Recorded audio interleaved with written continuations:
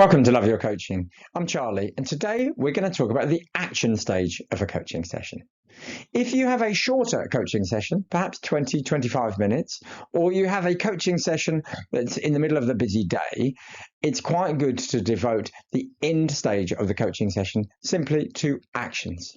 You'll remember from earlier videos our T structure, T-E-A, and the A stands for actions.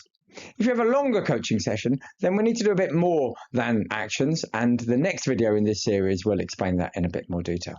But for today, on shorter coaching sessions, we're thinking about the actions only. We have, as ever, a little mini structure to help us get through the action stage of a coaching session. So let's have a little look at that.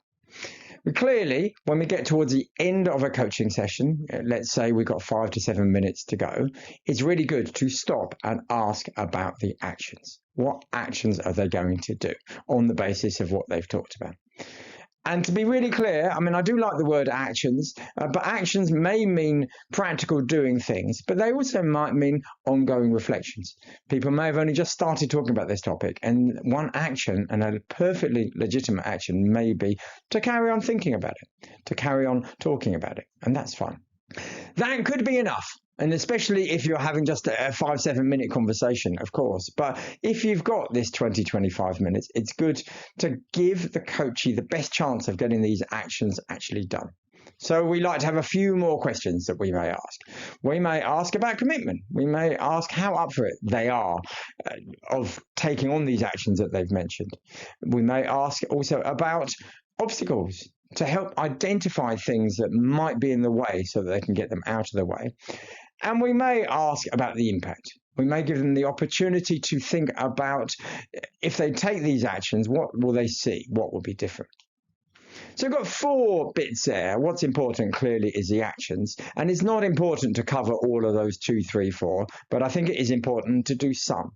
And it's not really important which order that you do them in. What's important is that you ask the action questions and then a little bit beyond that, have some of these other areas explored.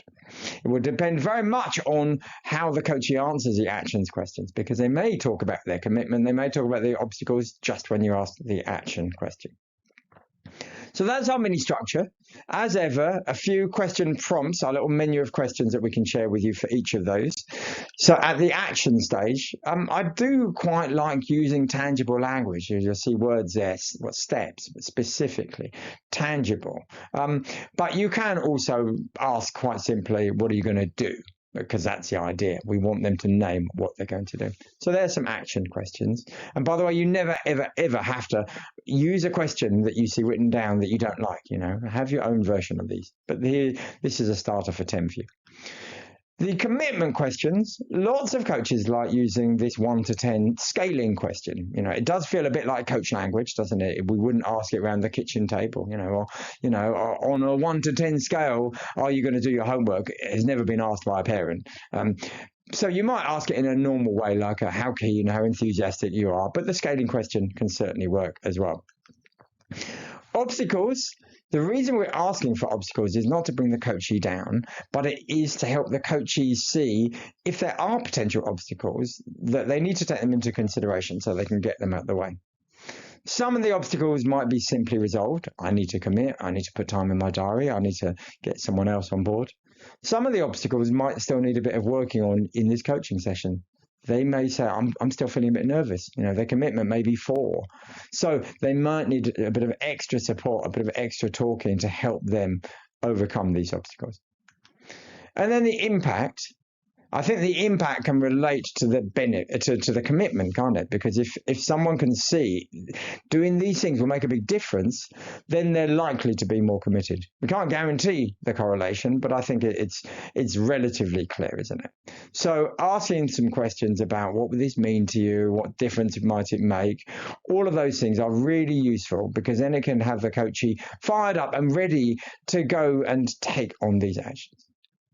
So as with the previous slide, this is your menu of options, the types of questions that you can ask to get you towards this action stage.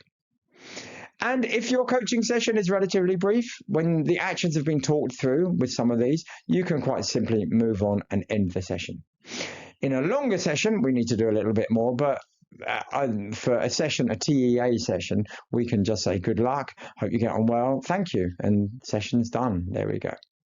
So that is the action stage of a T-structured coaching session. I hope you find that little mini structure is useful for you, and I hope it's clear enough for you to be able to remember it and not need to have to refer to notes, because it can be in front of you quite quickly. My encouragement is have a go a few times, see what it's like, see what works well, see which are your go-to questions, which are the ones that are most useful for different coachees, and know that if you are making this stage really solid, then your coachee is likely to leave the coaching session with some tangible actions. And the final word I'll say is don't worry if in the earlier stage of the coaching session you haven't heard any actions. You can't envisage what the actions may be. The simple act of stopping 5 minutes before the end of a session and asking about actions means that most people will identify something that they can do and they want to do. So I hope you find that useful. I'll be really interested to hear how you get on, and I hope that this action stage of coaching session works really well for you and for your coaches. Good luck with it. Have a good day and happy coaching.